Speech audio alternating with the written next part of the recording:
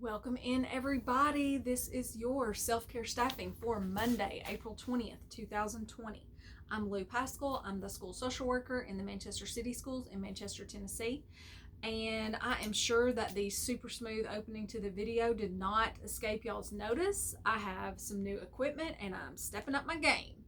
You are probably also going to notice that there is some yard work, mowing type activity occurring, and hopefully it won't be too big of a distraction, but we're going to persevere. Two of my favorite things about quarantine are being able to work on my hobbies and seeing other people on social media engaged in their hobbies. Hobbies can be a huge contributor to well-being and a soothing form of self-care. Many of us are working from home. We are not on vacation. And some of you have children home from school, and it can be a challenge to juggle it all. I'm not saying you necessarily have more time for hobbies, but you may have more flexibility in how you structure your time, and that may give you an opportunity to work in time for hobbies that otherwise wouldn't exist. This is a way to have a positive perspective on the quarantine and have some gratitude for it. What is that thing that you've been telling yourself that you do for months when things weren't so hectic? So for me, one of the things I've had in mind on my list is we have this old milk can that we've had in our family for a long time, and it's been painted several different colors, and I'm ready to paint it a different color now. And that is one of my hobbies, is painting things gold. And so I like to paint things, especially if the paint can be gold. So that is on my list of things that I am working on since I have a little bit more opportunity to do so.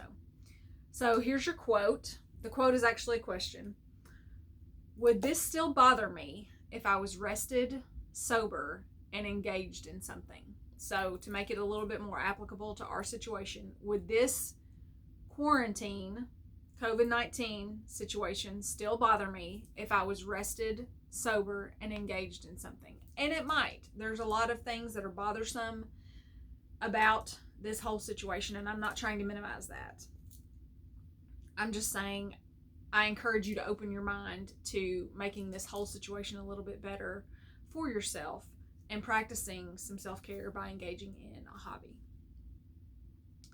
So one of my hobbies is, I've already said, is reading.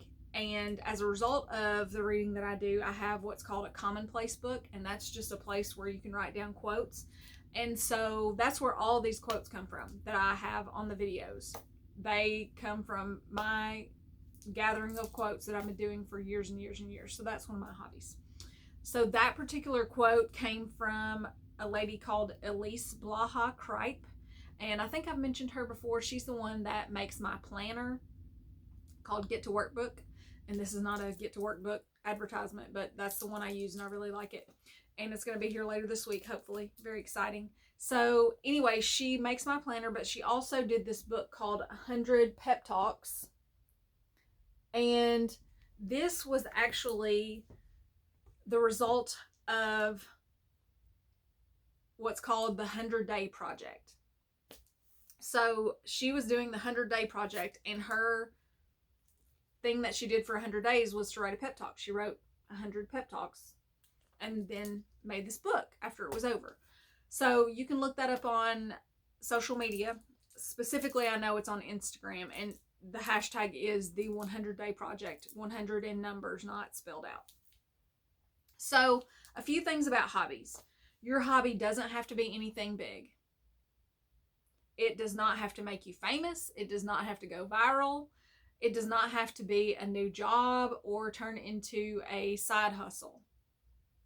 It doesn't even have to be good. You don't even have to be good at your hobby.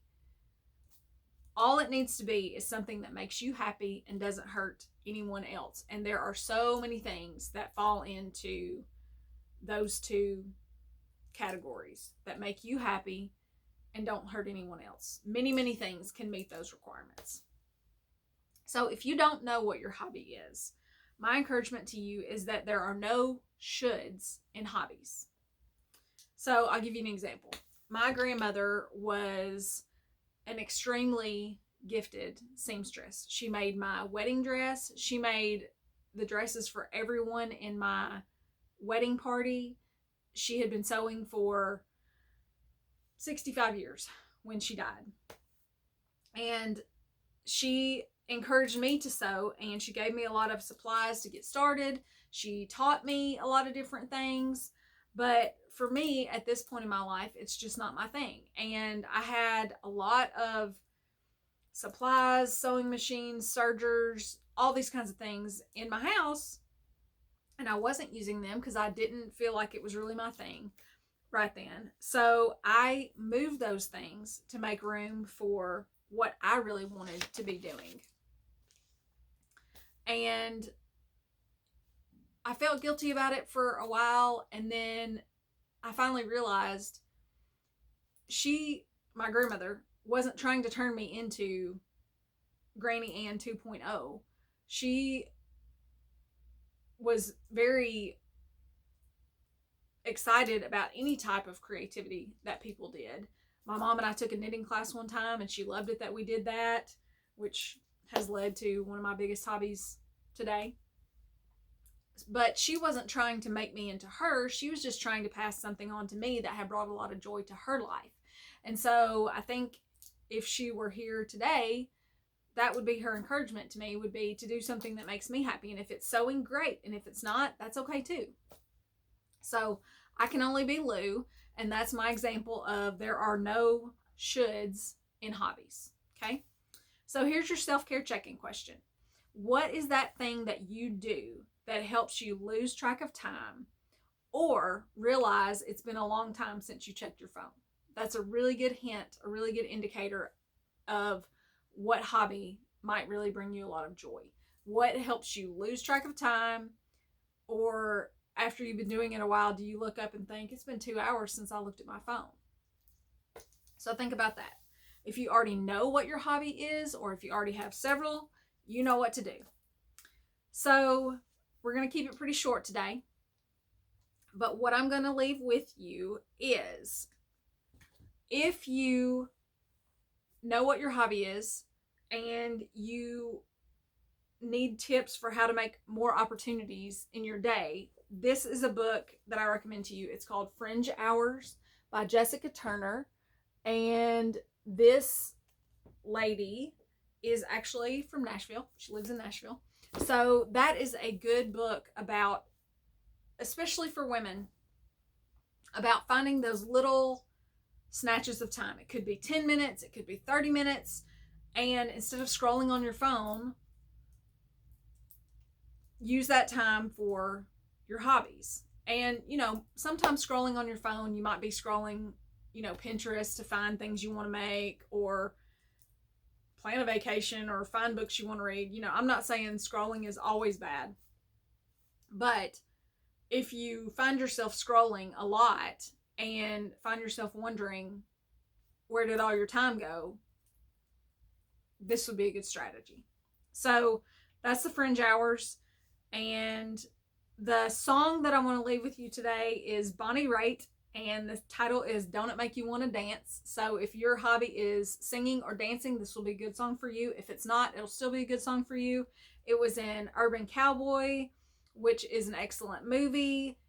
This is one of my favorite songs. This is one of my favorite soundtracks. So Bonnie Raitt, Don't It Make You Want to Dance.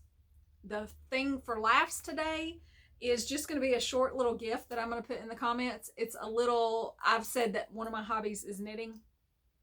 And so it's a little GIF of a little gnome knitting a heart, just over and over and over again. And when he knits it, it flies up to the top of the screen. So I think it's adorable and it makes me laugh. So that's going to be the thing for laughs today. And I am about to leave y'all and go work on putting some gold paint on my milk can. And I recommend that you find something to do today that could be a hobby that you could enjoy, and practice self-care in that way. And if all hearts and minds are clear, I will see y'all tomorrow. Bye.